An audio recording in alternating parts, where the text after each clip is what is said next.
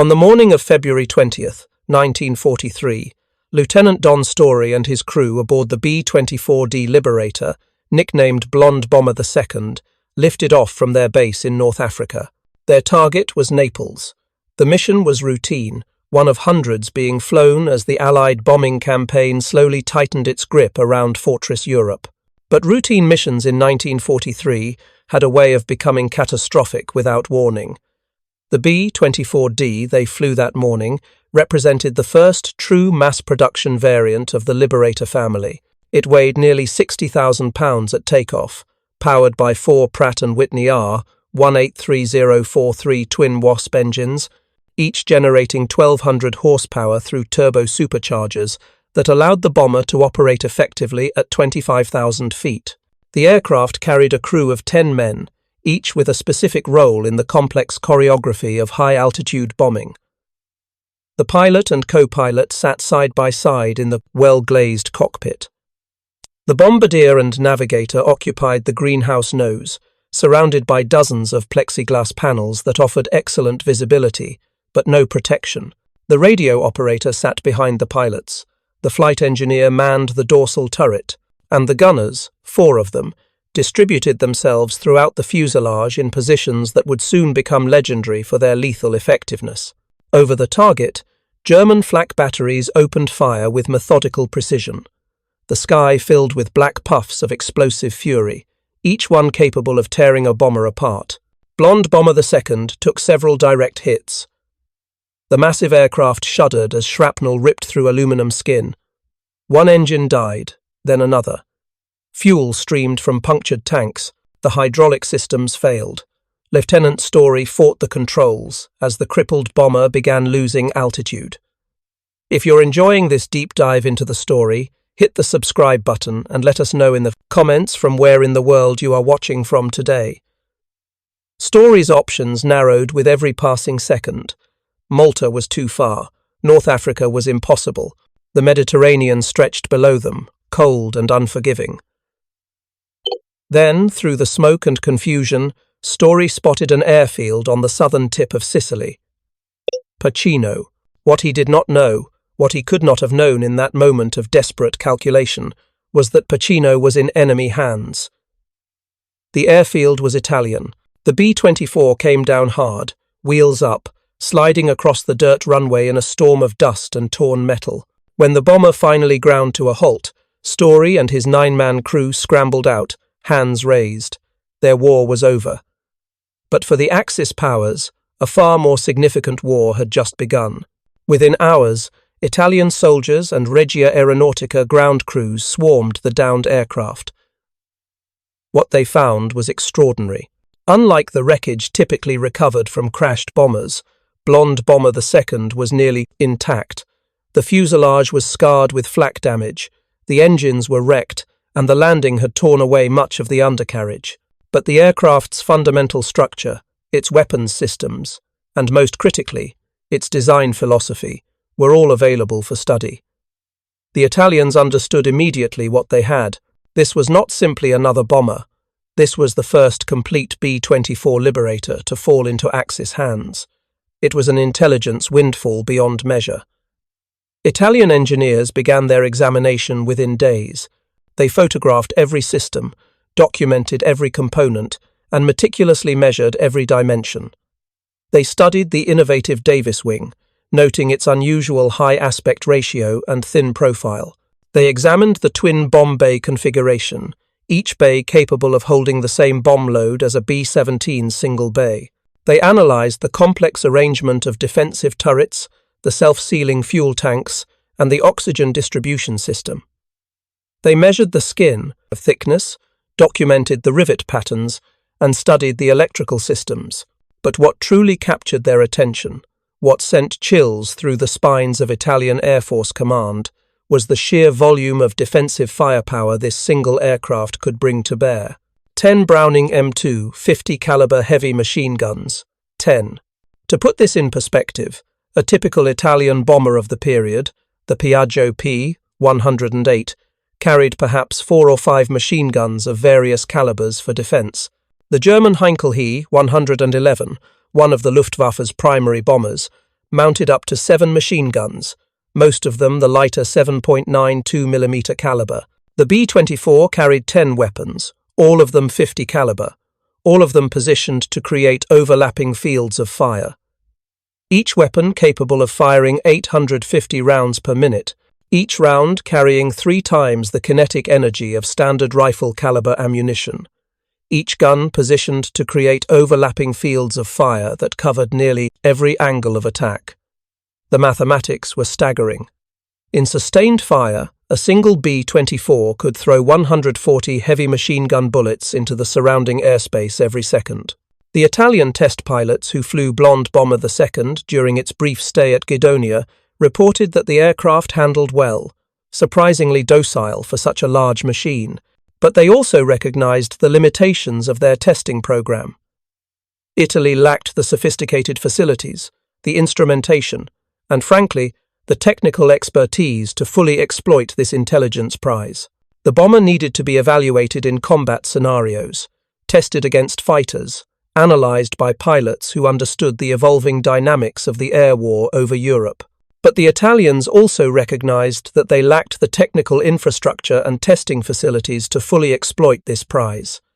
The Germans, however, did not, and the Germans wanted this bomber. The Italians, reluctant to surrender such a valuable prize, eventually yielded to German pressure. The strategic situation in the Mediterranean was deteriorating. Allied forces were preparing for the invasion of Sicily. Italian cities were being bombed with increasing frequency and intensity. The Guidonia facility itself had become dangerously exposed to Allied air raids. Better to send the captured bomber to Germany, where it could be properly evaluated, than risk losing it to an Allied bombing raid. On June 19, 1943, Captain Giovanni Reina climbed into the cockpit of Blonde Bomber II for what would be its final flight under Italian control. The aircraft had been given a temporary Italian civil registration, I-Rein, in Reina's honor. With 2 Italian mechanics aboard, Reina flew the captured B-24 north to Munich and then on to Rechlin, where it would join another captured American heavy bomber already undergoing evaluation, a B-17 Flying Fortress that had been shot down over the Netherlands months earlier. The Germans immediately understood what the Italians had discovered. This aircraft represented not merely a tactical challenge, but a strategic catastrophe. The B-24 Liberator had been designed in 1938 as Consolidated Aircraft's answer to a United States Army Air Corps request for a heavy bomber superior to the Boeing B-17. But where Boeing had created a robust, high-altitude fortress built on traditional aerodynamic principles, Consolidated had pursued a radical new approach centered on a revolutionary wing design. The Davis wing was the heart of the B-24's performance. Developed by engineer David R. Davis through unconventional means involving precise measurements of airflow patterns, the wing featured a high aspect ratio with a thin, laminar flow profile. It was long and slender, stretching 110 feet from tip to tip, yet featuring 25% less surface area than the B-17's wing. The result was an aircraft with exceptional range, high cruise, speed, and the ability to carry massive bomb loads over distances no other American bomber could match. The wing's efficiency was remarkable. At cruising altitude, the Davis wing generated lift with minimal drag, allowing the B-24 to achieve a range of nearly 3,000 miles with a moderate bomb load. This range advantage made the Liberator invaluable for operations in the Pacific Theater, where vast ocean distances separated bases from targets. It also made the B-24 essential for anti-submarine warfare in the Atlantic, where the aircraft could patrol areas previously beyond the reach of land-based aircraft. On paper, the Davis wing was brilliant. In practice, it was a calculated trade-off. The wing's efficiency came at a terrible cost. It was thin, structurally delicate, and catastrophically vulnerable to battle damage. Where a B-17's robust wing could absorb cannon fire and continue flying, the B-24's Davis wing, when struck by heavy-caliber weapons, had a tendency to fail completely. The wing would simply snap off. Pilots quickly learned that the Davis wing would not hold enough ice to chill your drink, and it certainly would not hold enough battle damage to bring you home. German fighter pilots who engaged B-24s in combat reported that successful hits on the wing often resulted in catastrophic structural failure. The thin wing skin offered minimal resistance to 20mm or 30mm cannon shells. A burst that might merely damage a B-17's wing could cause a B-24's wing to fold, break, or separate entirely from the fuselage. This vulnerability earned the B-24 an unfortunate reputation among American crews, many of whom would have preferred to fly the more robust B-17. The Luftwaffe engineers at Rechlin documented all of this with clinical precision. They measured the wing's dimensions, analyzed its construction, and calculated its load-bearing capacity. They noted the innovative tricycle landing gear, an unusual feature for the time, that positioned the aircraft level on the ground and eliminated the tail-dragging stance common to most contemporary aircraft. They examined the twin bomb bay configuration, noting how the roller-type doors retracted along the fuselage sides, rather than opening downward like conventional bomb bay doors. They studied the shoulder-mounted wing design that provided exceptional ground clearance but made ditching nearly impossible. But the technical analysis, comprehensive as it was, represented only half of the intelligence value. The true revelation would come from flight testing. For 3 months, Blonde Bomber II sat in a hangar at Rechlin, while German specialists conducted their exhaustive ground examination. They replaced damaged components with salvaged American parts recovered from other downed bombers. They jury-rigged German instruments into the American control panels, installing German altimeters and radio equipment alongside the original American gauges. They studied the self-sealing fuel tanks, a technology the Germans had developed but failed to implement as widely as the Americans. They examined the oxygen distribution system that enabled high-altitude flight, noting its redundancy and reliability. Every system, every component, every design choice revealed the same underlying philosophy. The Americans were not building bombers for elegance or individual craftsmanship. They were building bombers for mass production and overwhelming numerical superiority. And then came the day when Captain Werner Lerche was ordered to fly it. Lerche was one of the Luftwaffe's most experienced test pilots, a man who would eventually fly over 125 different captured aircraft types during the war. He had flown captured British Spitfires and American P-51 Mustangs. He had evaluated Soviet fighters and French bombers. But the B-24 would prove different. This aircraft would not merely test his skills as a pilot, it would force him to confront the mathematical certainty of Germany's defeat. There was no instruction manual. There were no training programs. No American pilot had defected to provide guidance. Lerche had to learn the B-24 through observation and experimentation, assisted by the 2 Italian mechanics who had accompanied the aircraft from Sicily and who had observed Captain Rayner's techniques during the ferry flight. He studied the cockpit layout, familiarizing himself with the American instrument panel and control arrangement. He memorized the engine start procedures, learning the proper sequence for priming the fuel-injected Pratt & Whitney engines. He familiarized himself with the complex turbo-supercharger controls, understanding how to manage boost pressure at different altitudes. The first flight was scheduled for late summer, 1943. Ground crews towed the repainted bomber to the runway. Gone were the American stars and bars. In their place, black Luftwaffe crosses marked the wings and fuselage. A swastika adorned the tail. The blonde pin-up girl had been painted over with dark green camouflage, obliterated beneath thick coats of German paint. Blonde Bomber II had become a tool of German intelligence, its American identity erased, its new purpose purely analytical. Lerche advanced the throttles. The 4 Pratt & Whitney R-1000 830 twin Wasp engines roared to life, each producing 1,200 horsepower. The massive bomber, weighing nearly 60,000 pounds fully loaded, began its takeoff roll. The tricycle landing gear allowed for a shorter takeoff distance than conventional tail draggers, and Lerche noted how the nose wheel provided better visibility during ground operations. He could see the runway ahead clearly, unlike tailwheel aircraft where the nose-up attitude during taxi obscured forward vision. The B-24 lifted off smoothly. Lerche was immediately struck by the aircraft's docile handling characteristics. Unlike many heavy bombers, which required constant attention and muscle to keep in trim, the Liberator flew with surprising ease. The controls were well balanced, responsive without being overly sensitive.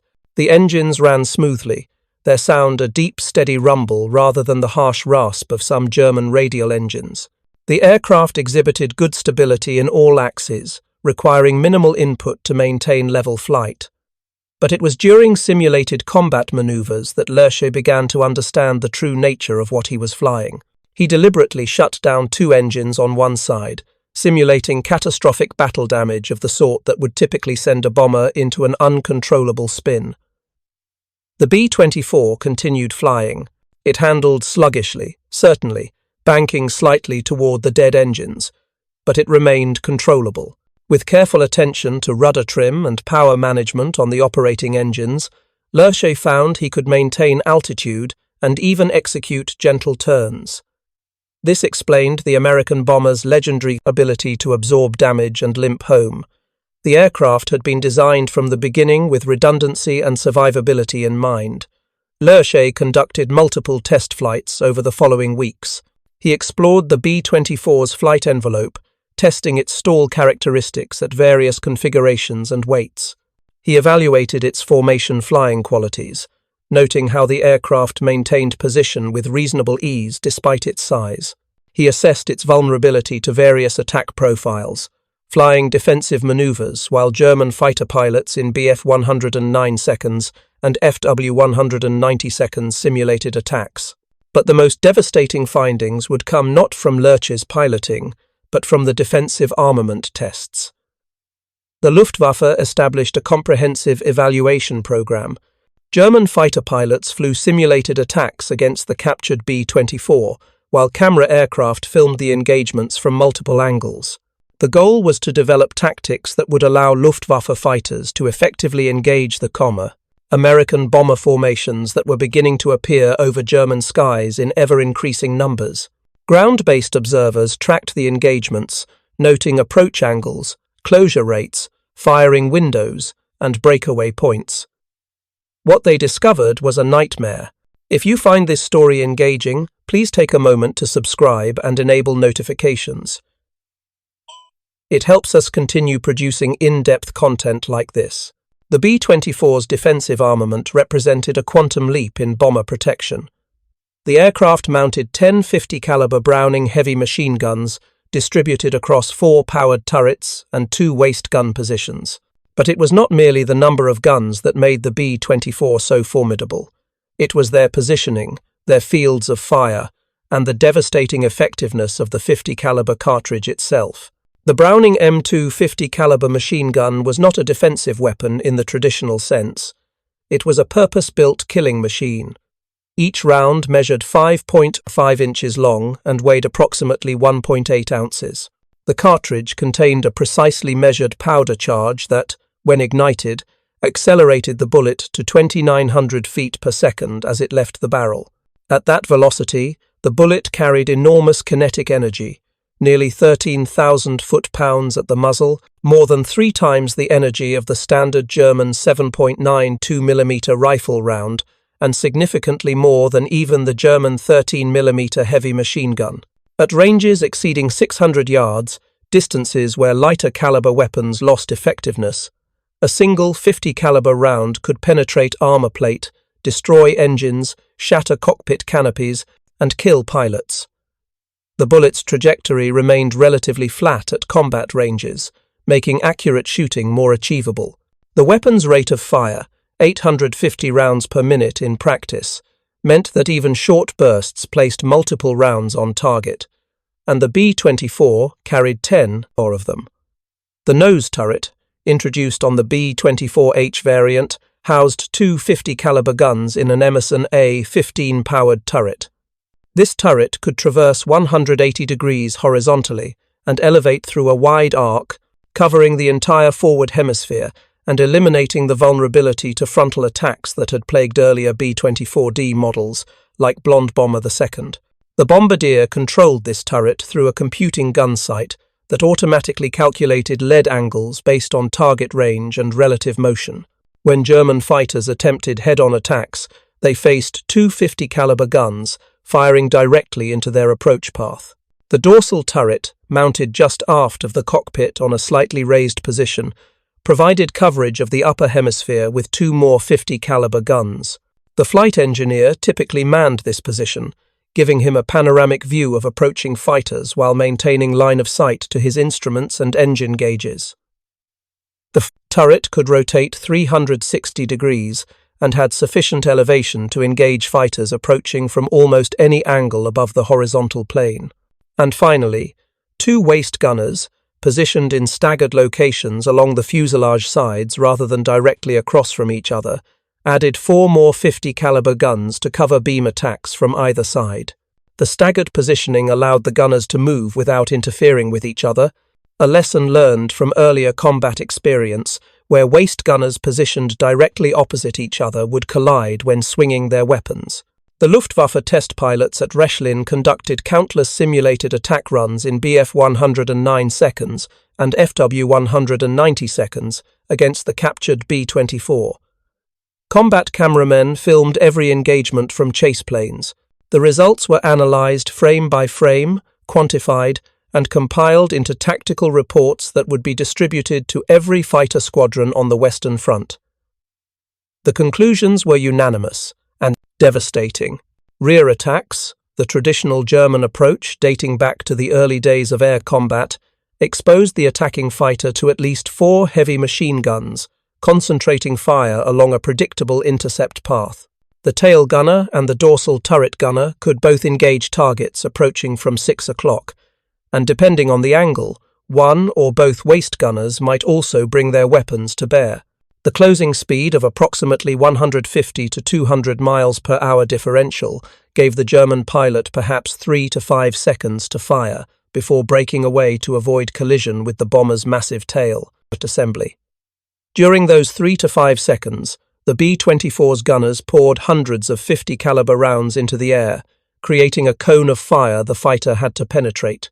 The visual and psychological impact was overwhelming, forcing pilots to break off attacks prematurely long before reaching optimal firing range. Attacks from below offered no better prospects. The Sperry ball turret eliminated all blind spots in the lower hemisphere. Its computing gun sight gave even moderately skilled gunners a significant advantage. German pilots discovered that attacking from beneath a B-24 formation meant exposing themselves to concentrated fire from multiple ball turrets, each tracking their approach with mechanical precision. The tracers created patterns in the sky, beautiful and terrible, streams of light converging on the attacking fighter. Most pilots broke off these attacks after the first pass, shaken by the volume of fire directed at them. Side attacks faced the staggered waist gunners and the dorsal turret, creating zones where a single attacking fighter could be simultaneously engaged by up to 4 different machine guns. The German test pilots noted that beam attacks required perfect timing and positioning to minimize exposure time in the kill zone. Enter too early, and you gave the gunners too much time to track you. Enter too late, and you might not have time to aim effectively before flashing past the target. But with the introduction of the nose turret on the B-24H model that began entering service in mid-1943, even this approach became exponentially more dangerous. Now, frontal attackers faced not 1 or 2 handheld flexible guns, but a powered turret with 2 50 caliber weapons aimed by a computing gun sight. The frontal attack that had been the Luftwaffe's last tactical solution was being systematically eliminated by American engineering improvements. A fully engaged B-24 could deliver 160 heavy machine gun bullets into the surrounding airspace every second. When multiplied across a combat box formation of 27 aircraft flying in close defensive formation, the defensive fire represented over 270 heavy machine guns, creating an overlapping sphere of lethality. German pilots who survived attacks on these formations described it as flying into a steel curtain, a wall of tracers so dense that penetrating it seemed more a matter of divine intervention than tactical skill. The tactical lessons were clear. Attack from the front if you must attack at all. Use altitude advantage to dive through the formation at maximum speed, fire one burst, and escape before defensive fire concentrates on you. Never turn with a bomber formation. Never slow down within gun range. Never assume a damaged bomber is helpless, but they were also secondary to a far more crushing strategic reality. As the German engineers and intelligence officers completed their evaluation of Blonde Bomber II in the autumn of 1943, they were forced to confront a truth that extended far beyond tactics and armament. The B-24 was more than a bomber. It was physical evidence of American industrial supremacy operating at a scale Germany could never hope to match. The captured B-24's construction revealed a manufacturing philosophy fundamentally different from German practices. Where German aircraft were built by skilled craftsmen through time-consuming, labor-intensive processes that emphasized quality and precision, the B-24 had been designed from the beginning for mass production. Its components were standardized, meaning that parts from one aircraft would fit any other aircraft of the same model without hand-fitting or adjustment. They were interchangeable, a concept the automotive industry had perfected, but the aviation industry had been slow to adopt, and they were optimized for assembly line manufacturing, designed so that unskilled or semi-skilled workers could assemble them following clear instructions and using specialized jigs and fixtures. Sorensen returned to Detroit and sketched out a plan on hotel stationery in a single sleepless night. He envisioned a factory where aircraft moved and workers stayed in place, where specialized tools were positioned at each station, where parts flowed to assembly points in a carefully choreographed sequence. He would build B-24 seconds the way Ford built automobiles, on a moving assembly line with standardized components and precision machining. The result was Willow Run, a factory so vast that workers used bicycles to move between stations. The plant began operation in 1942, producing just one aircraft per month. It was a disaster. The skilled craftsmen from the aviation industry clashed with Ford's industrial engineers. The precision required for aircraft assembly seemed incompatible with automotive production techniques. Parts didn't fit. Tools broke. Workers made mistakes. Production fell far behind schedule. Critics mocked Henry Ford's ambition. Aviation industry executives sneered that you can't expect a blacksmith to make a watch overnight. The government seriously considered taking over the facility and installing new management. The cost reduction was achieved through learning curve effects, improved tooling, better material handling, and, most importantly, sheer volume. Fixed costs were spread across more units. Workers became more efficient through practice. Processes were continuously refined. Waste was systematically eliminated. The total B-24 production exceeded 18,482 aircraft by war's end. 18,000. More than any other military aircraft in American history. More than the entire German bomber fleet across all types combined. More than any single German aircraft type ever produced. By comparison, Germany's only operational four-engine heavy bomber, the troubled Heinkel He 177, suffered from chronic engine fires and mechanical problems. Total production across all variants barely exceeded 1,100 aircraft. The mathematics were undeniable. American industry was producing complex heavy bombers at a rate 5 to 10 times higher than Germany could manage. And this was just one aircraft type. Simultaneously, American factories were building thousands of B-17 seconds, P-51, Mustangs, P-47 Thunderbolts, C-47 transports, and countless other aircraft. The industrial capacity gap wasn't closing, it was widening. On what would prove to be his fourth and final flight in Blonde Bomber II, Lerche experienced firsthand the B-24's most significant vulnerability. As he brought the massive bomber in for landing after a routine test flight, approaching the runway at approximately 130 miles per hour, the nose landing gear, weakened during the original crash landing in Sicily 6 months earlier, and inadequately repaired by German technicians working with improvised parts, collapsed on touchdown. The B-24's nose slammed into the runway with tremendous force. Sparks erupted as metal scraped concrete. The aircraft slid forward on its belly in a shower of grinding metal and torn aluminum before coming to rest several hundred yards down the runway. Lerche and his crew emerged shaken but uninjured, protected by the robust cockpit structure. The captured bomber, however, was done. The nose section was destroyed. The forward fuselage was bent. The structural damage extended back to the wing root. The Germans would later attempt to repair the aircraft, salvaging what components they could, but the fundamental damage was too severe.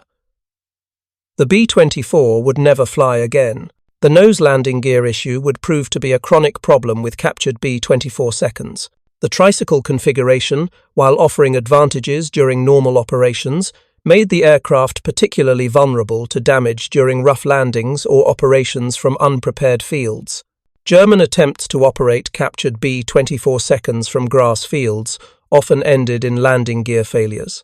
The B-17, with its conventional tail-wheel configuration, proved more forgiving of rough field operations, which was one reason KG-200 ultimately operated more captured B-17 seconds than B-24 seconds in their clandestine missions. But the intelligence value of Blonde Bomber II had already been extracted. The evaluation was complete. The tactical reports had been written, compiled, and distributed. The conclusions had been sent to every fighter squadron on the Western Front, to the fighter training schools, to the tactical development staff at Luftwaffe headquarters, and those conclusions offered no comfort whatsoever. But these operations were tactical curiosities, desperate attempts to exploit captured equipment in the face of overwhelming enemy superiority. They changed nothing. The strategic equation remained unchanged and unchangeable. By late 1944, the bomber streams over Germany had grown to 1,000 aircraft raids. B-24 seconds and B-17 seconds flew in massive formations that stretched across miles of sky, each combat box containing dozens of bombers flying in tight defensive formations. They were escorted by hundreds of P-51 Mustangs and P-47 Thunderbolts that had the range to accompany the bombers all the way to the target and back, fighters that could outperform most German aircraft and were flown by increasingly experienced pilots. The sanctuary that German fighters once enjoyed deep within the Reich had vanished, but none of it mattered. Germany could not overcome an enemy who could design, manufacture, and deploy 18,000 complex heavy bombers while simultaneously building over 300,000 other aircraft and 88,000 tanks. The industrial mathematics were insurmountable. The production gap wasn't narrowing. It was widening. Every month, American factories produced more aircraft than the month before. Every month, German production struggled to replace losses, while Allied bombing systematically destroyed the factories, the infrastructure, and the resource base that made production possible. The true lesson, delivered by the captured B-24 seconds, was not about tactics or armament or aerodynamics. It was about the fundamental nature of modern industrial warfare. You cannot defeat an enemy who can build machines faster than you. It can destroy them. The B-24's defensive firepower was sufficient to make attacking them costly, dangerous, and often fatal. The 50 caliber weapons, the overlapping fields of fire, the powered turrets, all of these made the B-24 a formidable defensive platform. But that firepower alone did not win the air war. The defensive armament made the bombers survivable enough to accomplish their missions. But the air war was won by sheer overwhelming numbers, by the ability of American factories to produce bombers in quantities that simply could not be countered by any defensive measures Germany could muster. Enough bombers survived each raid to drop their bombs on target. Enough industrial facilities were destroyed to cripple German war production. Enough oil refineries were bombed to create crippling fuel shortages. Enough transportation hubs were destroyed to paralyze logistics. Enough factories were damaged to reduce aircraft production to a fraction of requirements. And in the final accounting, the captured B-24 Blonde Bomber II became an unwitting, silent witness to the defeat of its captors, demonstrating that in modern war, industrial power is the ultimate weapon. By 1945, the skies over Germany belonged to the Allies. The Luftwaffe, once the most feared air force in the world, had been reduced to a shell. Experienced pilots were dead or captured. The pilot training program had collapsed. Fuel stocks were depleted to the point where many aircraft sat grounded not from lack of planes but lack of fuel to fly them.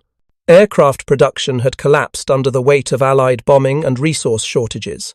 The jet fighters and advanced weapons that German engineers were developing, revolutionary designs like the Me-262 and the Me-163 rocket interceptor, came too late and in too few numbers to change the outcome. Germany had built brilliant aircraft. The Messerschmitt Bf-109, nimble and deadly. The Focke-Wulf Fw-190, robust and powerful.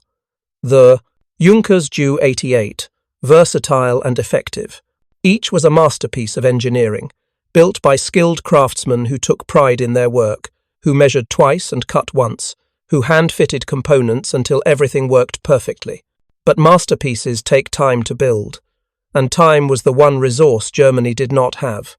The Americans built workhorses, functional, reliable, mass-produced machines designed not for elegance but for overwhelming numerical superiority.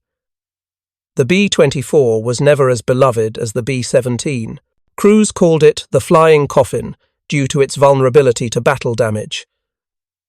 They complained about its difficult handling characteristics, particularly at high altitude. They noted how the Davis wing's tendency to fail catastrophically when struck by cannon fire earned it a reputation for fragility. Given a choice, most American aircrews preferred the B-17. But preferences do not matter when you are building an arsenal for total war.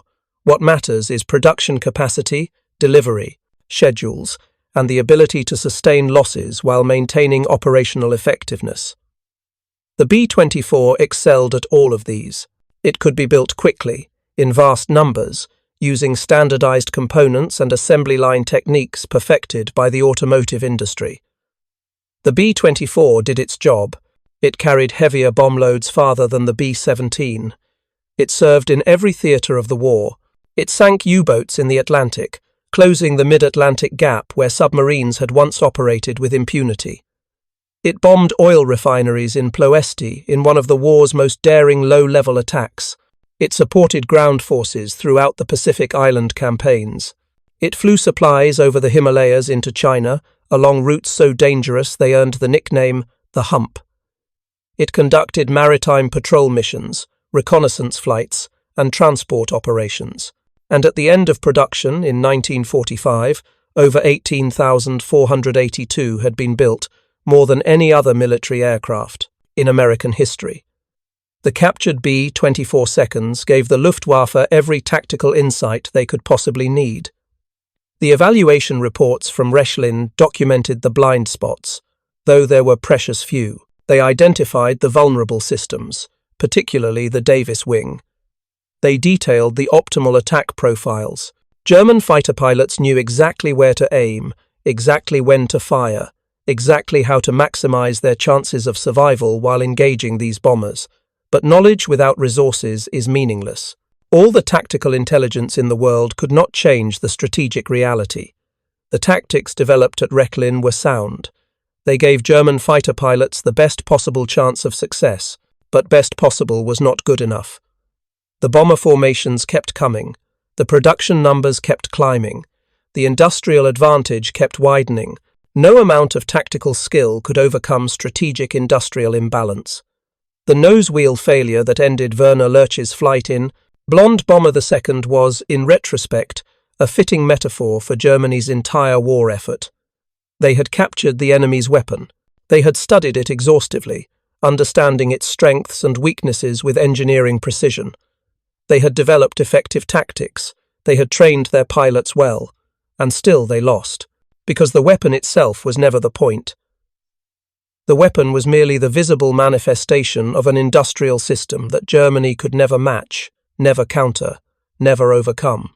When the war ended in May 1945, over 6,000 B-24 seconds sat in storage fields across the American Southwest, parked in neat rows stretching to the horizon, waiting to be scrapped. Their aluminum would be melted down and recast into civilian products, coffee percolators and cooking pots and automobile parts for a nation transitioning back to peace. The wartime emergency had passed. The bombers, so desperately needed just months before, were now obsolete. Newer aircraft, the B-29 Superfortress, and eventually the jet-powered B-47, would define the next generation of strategic bombing. Germany's aviation industry lay in ruins. The factories that had produced the Messerschmitts and Focke-Wulfs were destroyed, captured, or dismantled. The skilled workforce was dead, captured, scattered, or absorbed into rebuilding efforts. The infrastructure that supported aircraft production, the aluminum smelters, the engine factories, the instrument shops, had been systematically destroyed by years of strategic bombing. Germany would not build military aircraft again for decades. Thank you for watching. For more detailed historical breakdowns, check out the other videos on your screen now, and don't forget to subscribe.